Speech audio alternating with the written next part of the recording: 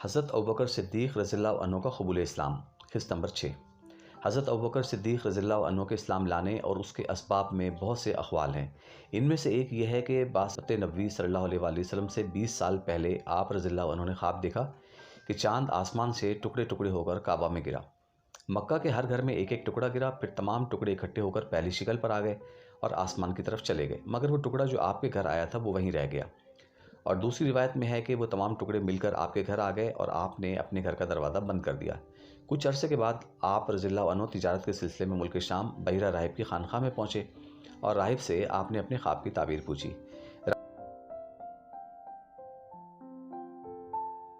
یہ کالم نور حسین افضل صاحب کی کتاب قلم کی قسم سے ماخوذ ہے۔ مزید ویڈیوز کے لیے ہمارے چینل نور حسین افضل آفیشیل کو سبسکرائب کر کے بیل آئیکن کو پریس کر دیں تاکہ ہماری نئی آنے والی ویڈیوز کی نوٹیفیکیشن آپ کو بر وقت مل سکے۔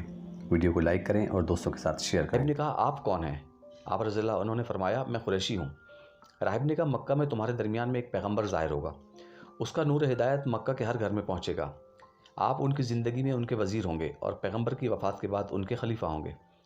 حضرت ابوبکر صدیق رضی اللہ عنہ نے فرمایا، میں خواب کو پوشیدہ رکھتا تھا، یہاں تک کہ اللہ تعالیٰ نے حضور نبی کریم صلی اللہ علیہ وآلہ وسلم کو نبی بنا کر خلق کی خدمت کے لیے مبعوث فرمایا۔ جب مجھے آپ کے ظہور کی خبر ملی، آپ کی خدمت میں حاضر ہوا۔ حضور اکرم صلی اللہ علیہ وآلہ وسلم نے مجھے اسلام کی دعوت دی۔ میں نے عرض کیا کہ ہر پیغمبر کی نبوت پر دلیل ہوتی تھی، آپ کی کیا ہے؟ نبی کریم صلی اللہ علیہ وآلہ وسلم نے فرمایا، میری نبوت کی دلیل وہ خواب ہے جو تم نے دیکھا تھا۔ میں نے پوچھا، آپ صلی اللہ علیہ وآلہ وسلم کو اس کی خبر کس نے دی؟ آپ صلی اللہ علیہ وآلہ وسلم نے فرمایا، مجھے جبرائیل نے اطلاع دی ہے۔ میں نے کہا، اس سے زیادہ میں آپ سے کوئی دلیل و برہان نہیں پوچھتا، اور اسی موقع پر کلمہ شہادت پڑھ کر مسلمان ہو گئے۔ قبول اسلام میں حضرت ابوبکر صدیق کی شرف و عظمت۔ حضرت ابوبکر صدیق رضی اللہ عنہ اسلام قبول کرنے والے دوسرے شخص تھے۔